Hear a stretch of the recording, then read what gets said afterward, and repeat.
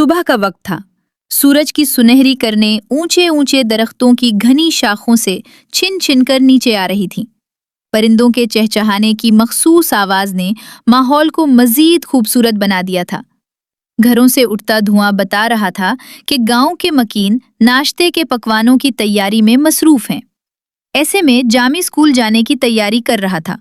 उस दौरान जामी की मामा ने उससे मुखातिब होकर कहा, बेटा, स्कूल से वापस आकर अपने दादा के साथ खेतों में जाना मत भूलना, वादा किया है आपने।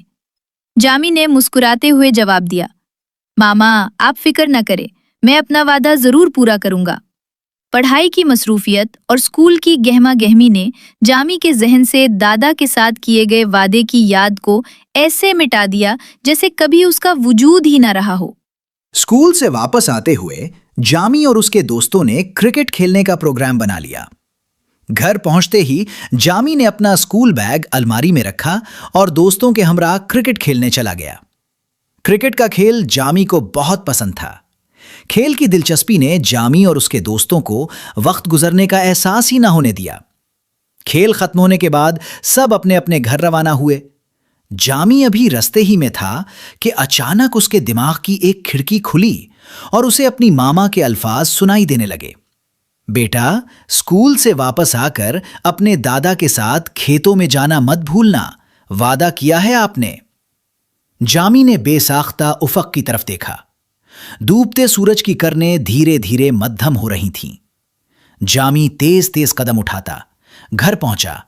उसकी सांस फूली हुई थी और चेहरे पर शर्मिंदगी के आसार नुमाया थे। दादा खामोश बैठे थे, आंखें दूर किसी राह पर लगी हुई थीं। जामी आहिस्ता आहिस्ता चलता हुआ उनके पास पहुंचा और धीरे से बोला, दादा माफ कीजिए, मैं भूल गया था। दादा ने हल्की मुस्कुराहट के साथ कहा, वादे सिर्फ लफ्ज नहीं होते बेटा, ये एतबार होते हैं। जामी की आंखें भर आईं। उसने हाथ जोड़कर कहा, हम कल जरूर जाएंगे। दादा ने शफकत से कहा, ठीक है बेटा, कल इतवार है और आपको स्कूल से छुट्टी भी, कल सुबह के वक्त चलेंगे। जामी के चेहरे पर एक अज़्म झलकने लगा। अगली सुबह वो सवेरे ही जाग गया और तैयार होकर दादा के पास आ गया। दादा जामी को देखकर बहुत खुश हुए और कहने लगे, मुझे फख्र है कि आज आपने वादा निभाया। दोनों खेतों की तरफ रवाना हुए। गांव से निकलकर वो बड़ी सड़क पर आ गए जो सीधी खेतों की तरफ जाती थी। सड़क के दोनों अतराफ दूर तक खेत ही खेत फैले हुए थे। क्या खूबसूरत नजारा है, जामी ने दादा से मुखातिब होते हुए कहा। जी हाँ, सुबह की सैर के लिए इस सड़क से बेहतर कोई जगह नहीं हो सकती। ताज़ा हवा, दरख्तों की लहलहाती शाखों और दूर तक फैले सब्जे की बहार ने आंखों और दिमाग को ताज़ा दम कर दिया है। दादा ने दरख्तों की तरफ हाथ से इशारा करते हुए कहा, बेशक सब बहुत अच्छा लग रहा है, जामी ने जवाब दिया। यूं ही बातें करते थोड़ी देर बाद दादा और जामी अपने खेतों तक पहुंच गए। वहां का मंजर बहुत दिलकश था। एक बहुत बड़ी जगह पर गोभी के पौधे लंबी लंबी कतारों में एक तरतीब के साथ उगे हुए थे। ज्यादातर पौधों में गोभी के फूल तैयार थे। जामी ये देखकर बहुत पुरजोश हो गया और चलाकर बोला, दादा, गोभी का बाग, कितना खूबसूरत लग रहा है ये सब। दादा मुस्कुराने लगे और जामी को थपकी देते हुए बोले, बेटा, गोभी का बाग नहीं होता, गोभी का खेत होता है। दादा, बाग और खेत में क्या फर्क होता? जामी ने मासूमियत से पूछा। आओ उधर बैठकर आपको तफसील से समझाता हूँ। दादा ने एक खेत के किनारे बड़े बड़े सायादार दरख्तों के नीचे बिछी 2 चारपाइयों की तरफ इशारा करते हुए कहा। दोनों चलते हुए उस जगह पहुंचे और 4 पाइयों पर बैठ गए। जामी सवालिया नजरों से दादा की तरफ देखने लगा। दादा ने जामी को समझाते हुए कहा, बाग में आम तौर पर फलदार दरख्त, फूल और मुस्तकिल पौधे लगाए जाते, जबकि खेत में फसलें और सब्जियां वगैरह लगाई जाती, जो आर्जी होती और कटाई के बाद खत्म हो जाती। जामी ने दादा की बात को अच्छी तरह समझते हुए बाग और खेत की कई मिसालें दे डाली, जैसे आम का बाग, कीनू का बाग और सेब का बाग। दूसरी तरफ गोभी का खेत, गंदुम का खेत और कपास का खेत। दादा ने जामी की तारीफ करते हुए मजीद वजाहत की। शाबाश जामी बेटा, बिल्कुल दुरुस्त। बाग के मुस्तकिल पौधे और दरख्त कई साल तक रहते और उनका मकसद फलों का हुसूल, खूबसूरती या तफरीह होता।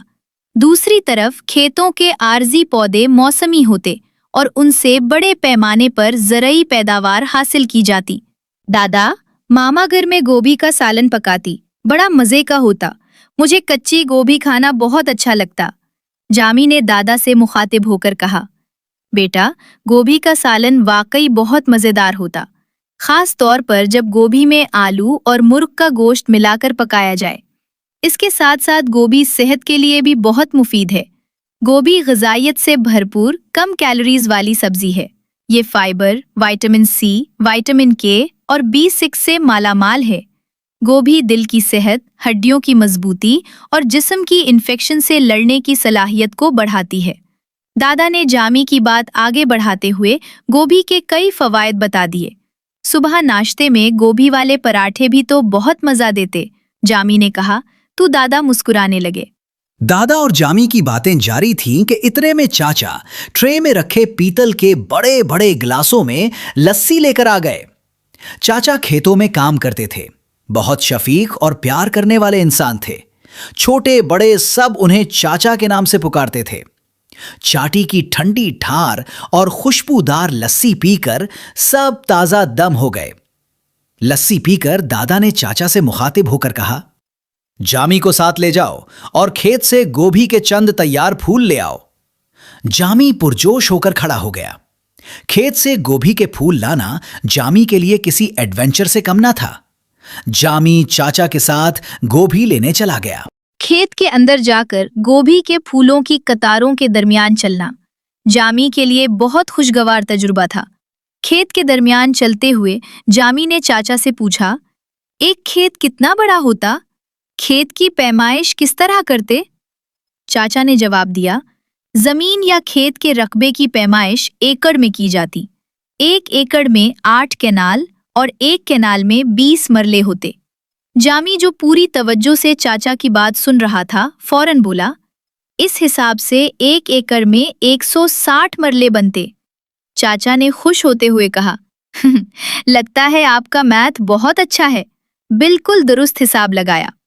चाचा के मुंह से अपनी तारीफ सुनकर जामी शादमान हो गया। फिर चाचा ने खेत से गोभी के चंद मोटे ताजे फूल निकाले और उन्हें चाकू से काट कर तैयार किया।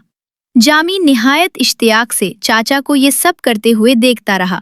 गोभी के फूल लेकर दोनों दादा के पास वापस आ गए। वहां का मंजर देखकर जामी खुशी से उछल पड़ा।